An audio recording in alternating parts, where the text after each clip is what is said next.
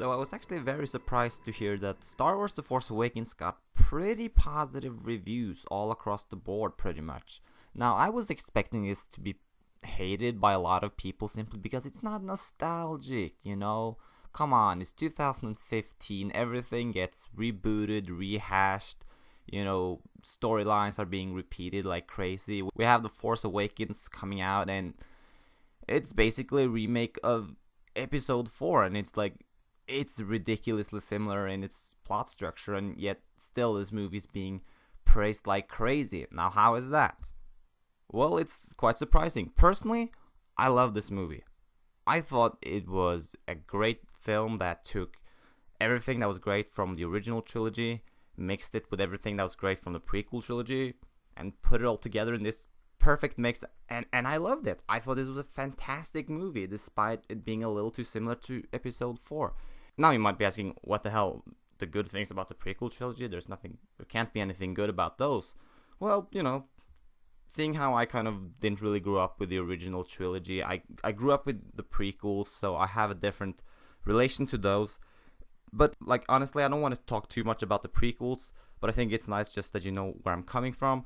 I do not like the prequels as much as the original trilogy, but I don't want to put the prequels and the original trilogy under their own roofs. I think episode 1 and 2 were kind of okay movies. I liked them more as a kid, but looking at them now, they're kind of, they haven't aged really well.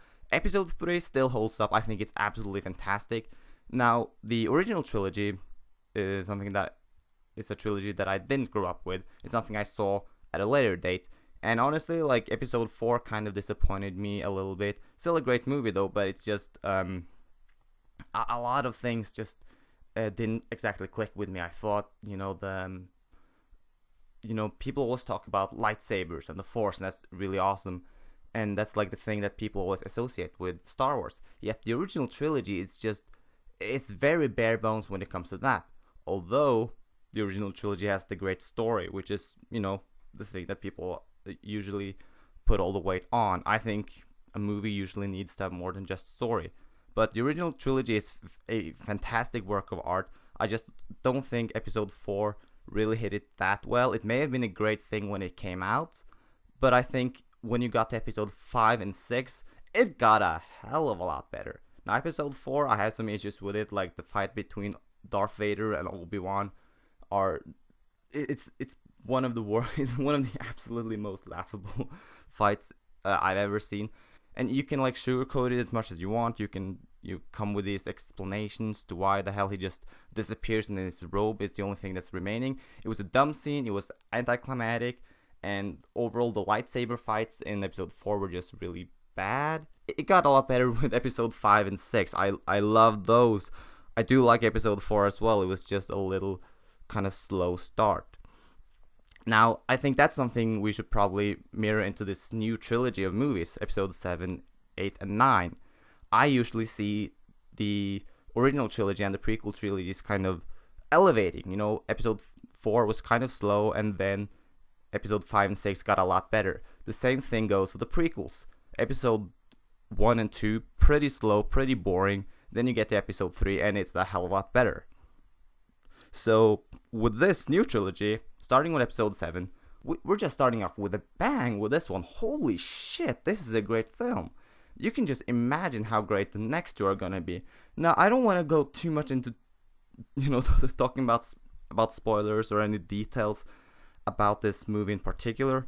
I just want to say, there's really nothing in particular I can really say without spoiling it. I mean, I've seen a lot of reviews so far that say they're quote-unquote spoiler-free, but they're not at all. They spoil a lot of things. I think even just saying things about the cinematography, it's spoiling it.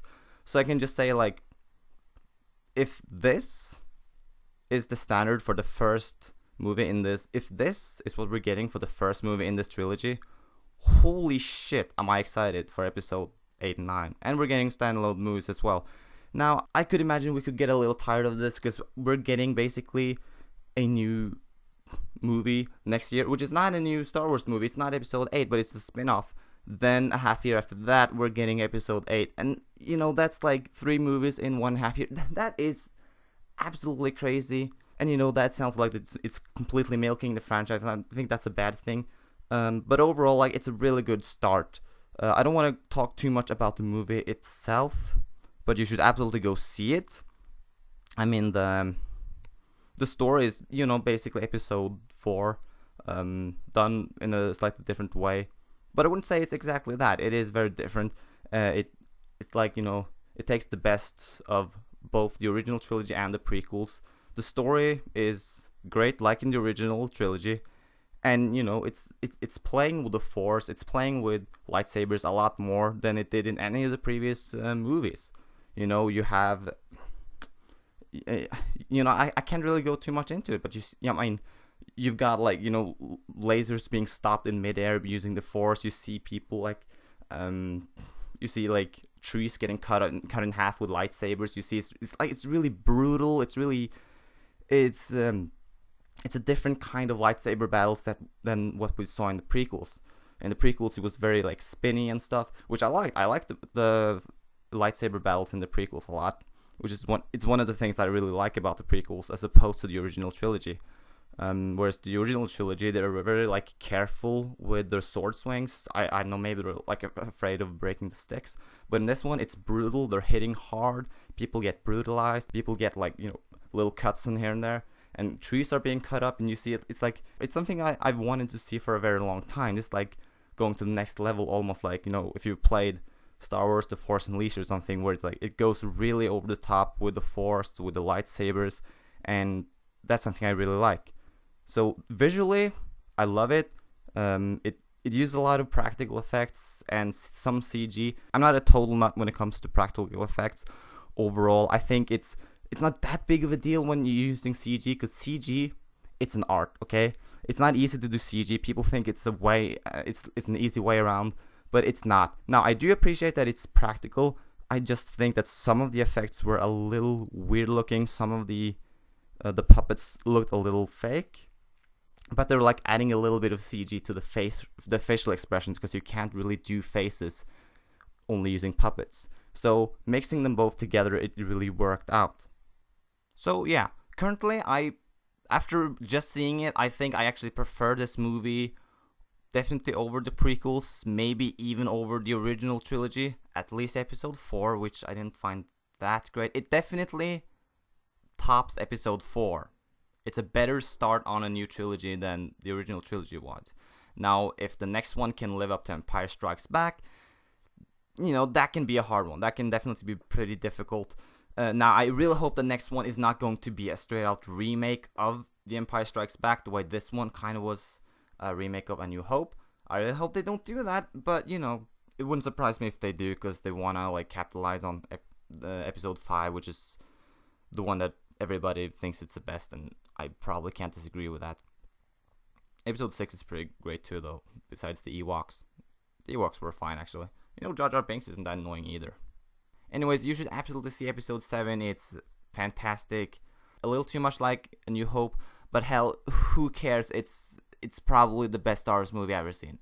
You know, after a few years I might regret saying this. We might just see how this movie stands the test of time, but right now, in 2015, I'm loving it.